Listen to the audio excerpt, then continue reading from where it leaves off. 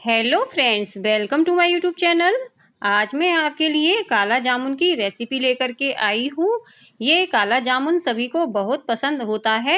कोई इसे काला जामुन कहता है, कोई गुलाब जामुन और कोई इसे काला जाम भी कहता है। तो अलग अलग नामों से इसे लोग बुलाते हैं और ये खाने में बहुत ही जूसी और बहुत ही टेस्टी होता है। तो ये सभी को बहुत ज़्यादा पसंद आने वाला है। और ये देखिए, इसका टेक्सचर देखिए, अंदर से एकदम से सॉफ्ट है और होता तो ये गुलाब जामुन जैसा ही है, लेकिन गुलाब जामुन से इसका कलर थोड़ा डार्क होता है। ये थोड़ा सा ऊपर से टाइट होता है क्योंकि हम थोड़ा सा इसको ज्यादा सेक देते हैं और अंदर से गुलाब जामुन जैसा ही होता है। सबसे ज्यादा मेन ट्रिक इसको सेकने की ही है। तो ये जब हम सेकते हैं तो जो टिप्स एंड ट्रिक्स मैं आपको बता रही हूँ तो वो आप ध्यान से समझ लीजिए। इसका टेक्सचर देखिए, आपके काला जामुन बिल्कुल ऐसे ही बनेंगे और इसके अंदर देखिए कितना सारा जूस भरा हुआ है और ये अपनी शेप में आ गया है। मैंने इतना इसका जूस निकाला फिर भी ये एकदम से गोल रखा है। और बहुत सारे काला जामुन आप एक साथ एक बार में ही कढ़ाई में बना सकते हैं। इसमें आपको ज़्यादा झंझट करने की ज़रूरत नहीं है। तो मैं इसी तरह की रेसिपी आपके लिए लेकर के आई हूँ, तो आप इसे स्टेप बाय स्टेप फॉलो करिए और आप अपने काले जामुन बहुत अच्छे से बनाइए। तो आइए चलिए इस रेसिपी को स्टार्ट कर लेते हैं। तो सबसे पहले काला जामुन के लिए हम चाशनी तैयार कर लेते हैं। तो मैंने ये 500 ग्राम शक्कर ली है और गैस की फ्लेम को ऑन कर देते हैं। और अब मैं पानी बता रही हूँ कितना डालना है। तो 500 ग्राम के हिसाब से 750 ग्राम आपको पानी डालना है। आप ये सोच रहे होंगे मैं इतना सारा पानी क्यों डलवा रही हूँ, क्योंकि ये काला जामुन पानी बहुत पीते हैं और ये अंदर से जूसी होते हैं, इसलिए इसमें पानी डालना बहुत ही ज़्यादा ज़रूरी है।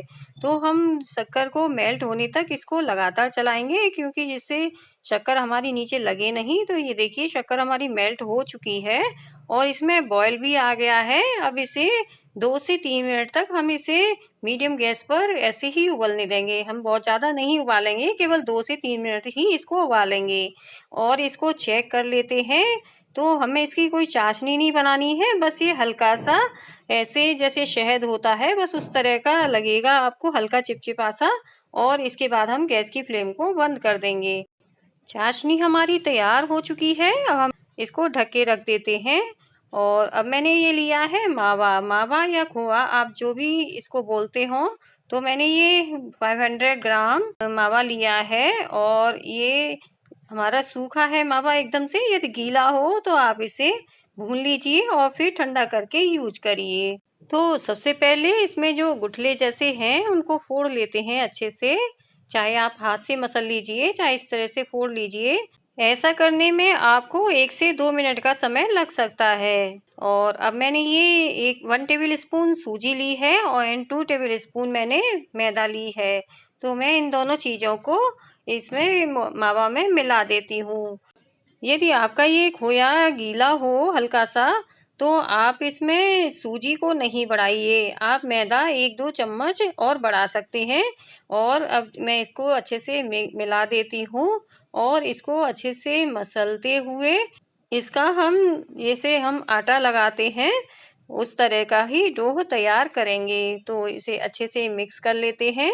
तो जब तक मैं इसका डो तैयार कर रही हूँ, आप मेरे वीडियो को लाइक, शेयर और सब्सक्राइब कर दीजिए और इसे फैमिली एंड फ्रेंड्स में शेयर कर दीजिए, जिससे कि वो भी ऐसी बढ़िया बढ़िया रेसिपी बना सके। तो ये देखिए, मैंने इसका डो अच्छे से तैयार कर लिया है और इसमें कोई भी गुठले हों तो आप इसे हटा दीजिए।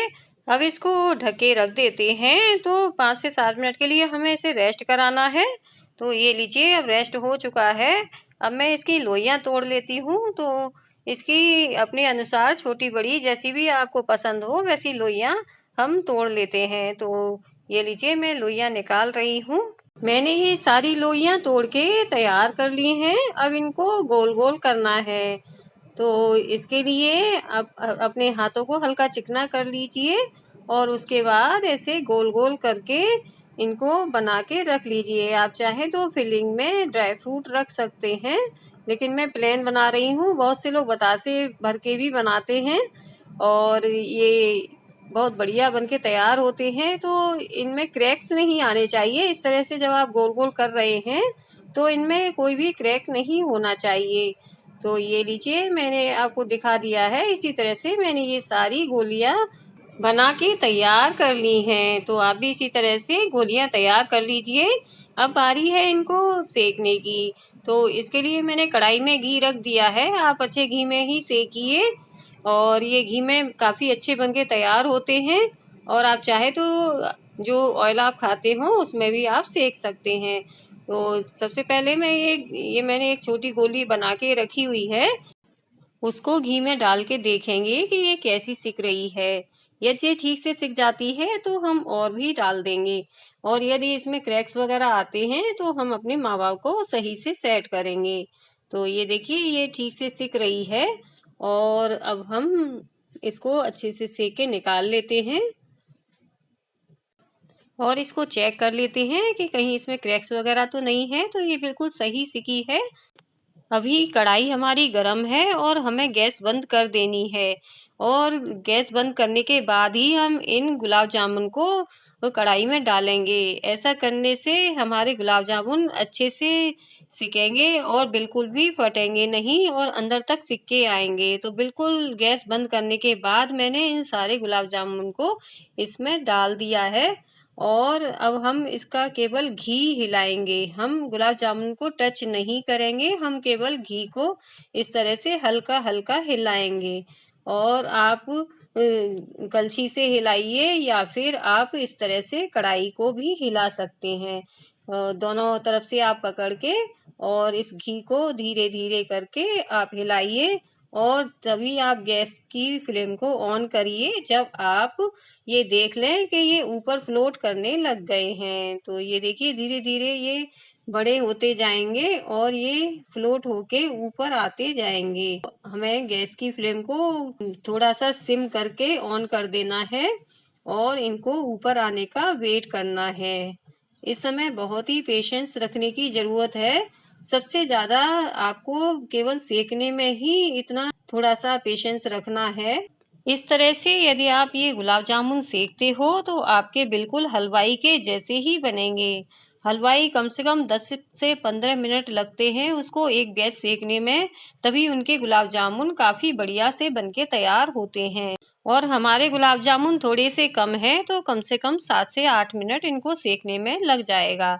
तो आप पेशेंस के साथ इनको धीरे धीरे इसी तरह से हिलाते हुए और हल्के हल्के चलाते हुए इनको इस तरह से धीरे धीरे सेक लीजिए। तो आपके एकदम से परफेक्ट अंदर तक सिक के आएंगे। ये देखिए, 1 से 2 मिनट के बीच में ही हमारे गुलाब जामुन कितने बड़े बड़े हो गए हैं, और इनका मूवमेंट देखिए, ये खुद से ही अलट पलट हो रहे हैं। हमें इनको कुछ भी नहीं करना पड़ रहा है। तो इस तरह से ये अलटते पलटते अपने आप ही पलटते रहेंगे, और आपको थोड़ी देर बाद इनमें कलछी लगानी है। तो ये देखिए, एकदम से गोलगप्पे की तरह फूल गए हैं, और अब मुझे इसमें घी बढ़ाना पड़ेगा, क्योंकि मुझे भी इतना अंदाज़ा नहीं था कि ये इतने बड़े हो जाएंगे।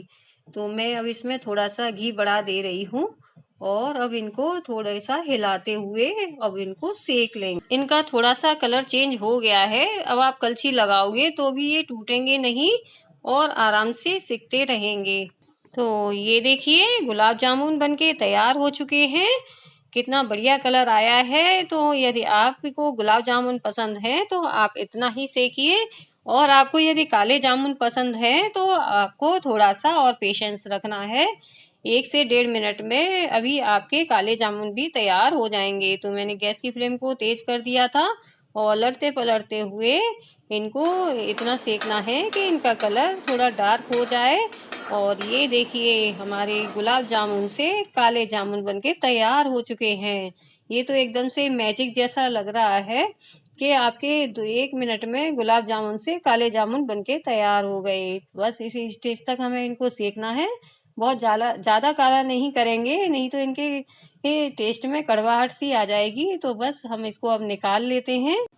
इनको गरम ही गरम हम अपनी चाशनी बनाई थी उसमें हम डाल देंगे, तो ये इसका जूस अच्छे से पी लेंगे। यदि आपकी चाशनी गरम नहीं हो तो आप उसको गरम कर लीजिए, उसके बाद इनको डालिए, क्योंकि इनको बनाने में भी समय लग जाता है। तो ये देखिए कितनी बढ़िया काला जामुन बनके तैयार हो गए हैं और बहुत ही जूसी और बहुत ही बढ़िया टेक्सचर आया है। ये मैंने बिल्कुल हलवाई के स्टाइल में बनाए हैं। तो यदि आप इन टिप्स एंड ट्रिक्स को फॉलो करोगे तो आपके भी काले जामुन इसी तरह के बनेंगे जिस तरह से मैंने बनाए हैं। आइए अब मैं इनको थोड़ा सा कट करके भी दिखा दे रही हूँ। तो ये देखिए कितना बढ़िया दानेदार टेक्सचर है अंदर से और एकदम से स्पंजी बना है और देखने में भी बहुत ही बढ़िया है। तो यदि आपको मेरी रेसिपी अच्छी लग रही है तो और आप इसे बनाना चाह रहे हैं तो आप मेरे वीडियो को लाइक कर दीजिए और फैमिली एंड फ्रेंड्स में शेयर कर दीजिए। और यदि आप न्यू व्यूअर्स हैं तो मेरे चैनल को सब्सक्राइब कर दीजिए। Thank you.